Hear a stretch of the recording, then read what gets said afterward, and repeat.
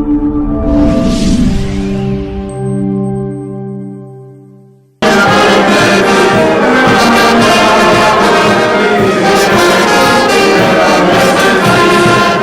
had a conversation with the captains of industry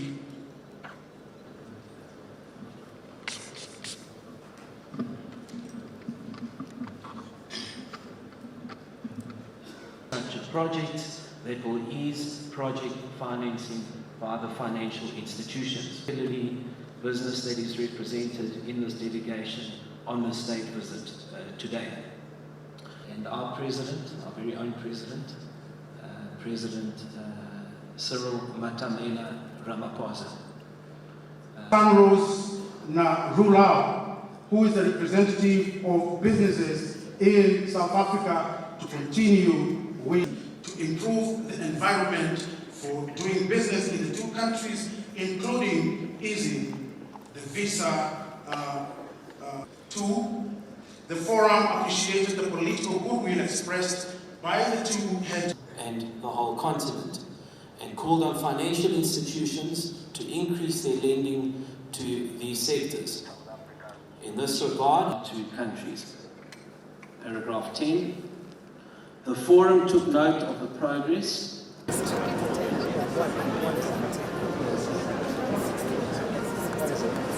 always want certainty and predictability and stability. We wish to commend you and your government on many and most occasions, and particularly in healthcare. So drawing from that lesson, in a mere 20 years' time, 1 out of every 6 citizens, financial institutions. Are you exporting to South Africa now? We do export, but there were some challenges with the SPS issues. We want to South Africa give us limited access. We also produce avocado. Yes. I'm sure yours are the best. From the motorcycle assembly regulations, which has forced local content. We find that this is an oil filter for Bajaj. Right? And before we never used to make it. That's part from the passenger. Thank you so much. Thank you.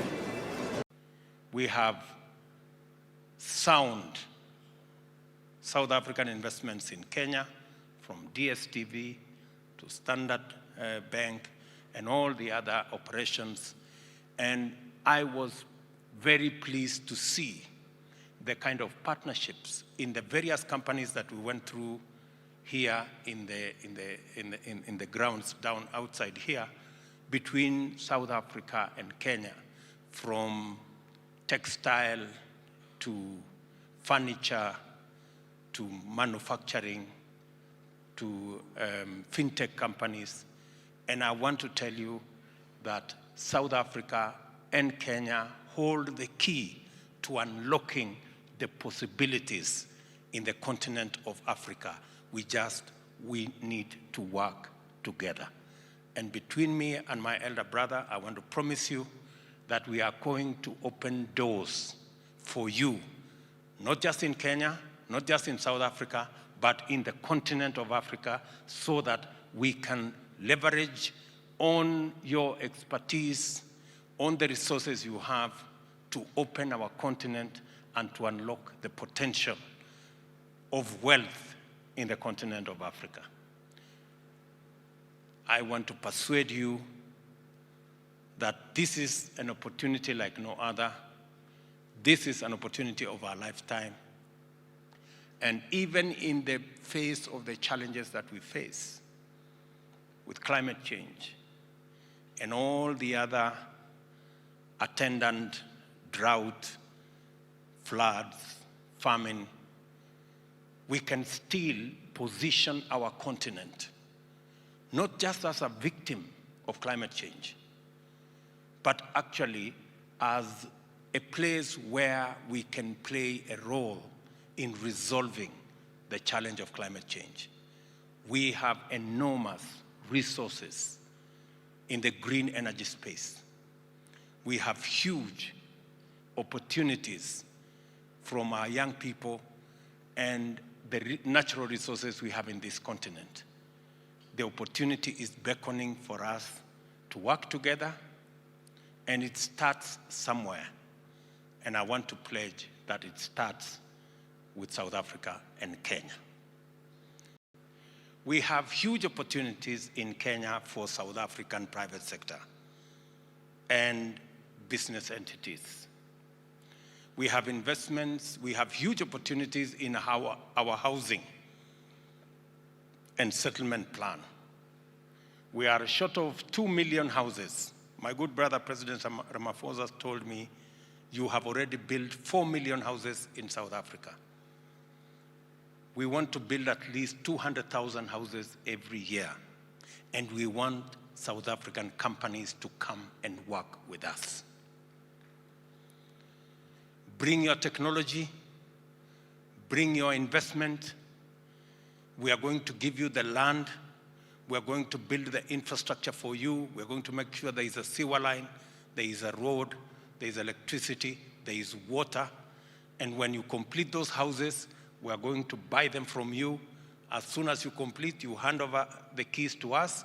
We pay you, you go to the next project as we look for mortgage for our citizens. You have opportunity.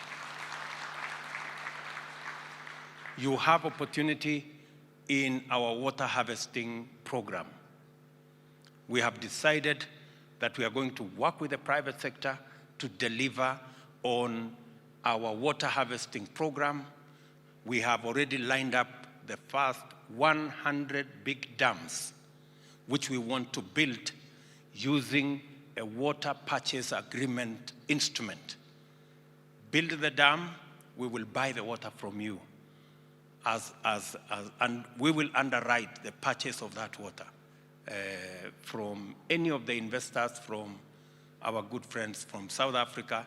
There is tremendous opportunity for you to co-invest with us and for us to give you opportunity to earn good rands, good shillings, maybe even dollars from our working together under the private-public partnership window. We are living in a continent that we have 1.2 billion people with a GDP of $2.7 trillion. We have the youngest population in the globe. This is a continent of great possibilities and opportunities. These opportunities and possibilities are hindered by bureaucracy, red tape, regulations, and many things that impede our collective progress. I told our teams earlier, we cannot share poverty, but we can share wealth. And we need to work together to create wealth. And we must eliminate the barriers, the hurdles.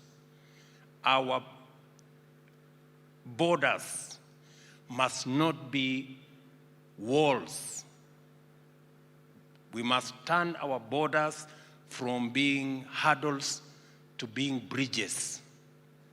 We must turn our borders from being hurdles to being facilitative so that we can do trade, we can do business, we can make investment, and we can move people, goods, and services freely in our continent.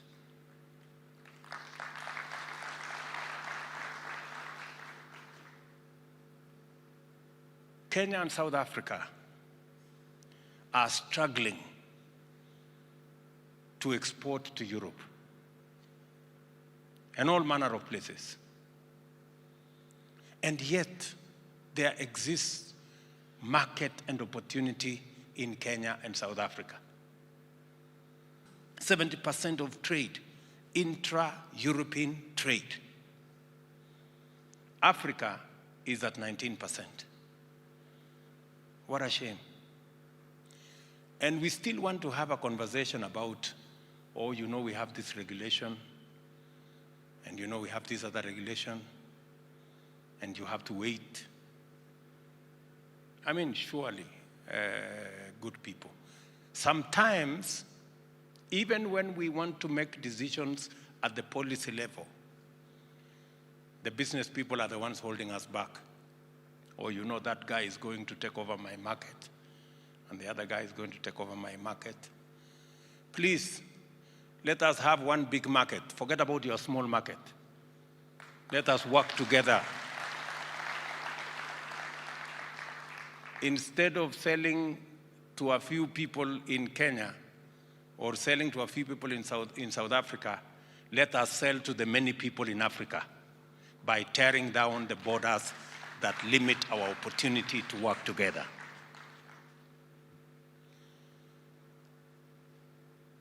I want to thank President Ramaphosa for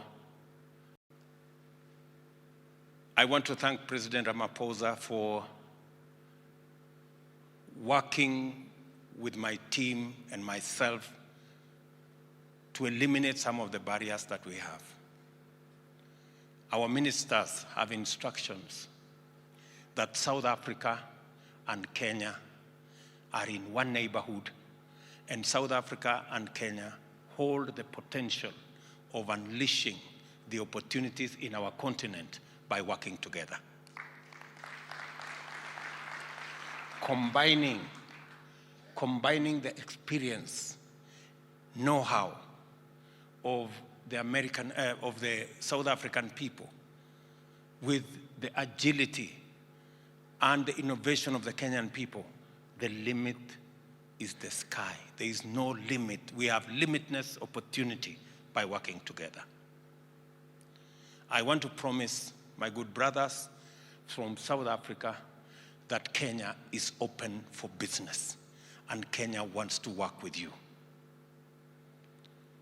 We have agreed on many of the other issues, and I want to thank our officials for being supportive of the positions that we have taken. Eliminating the barrier on meat exports.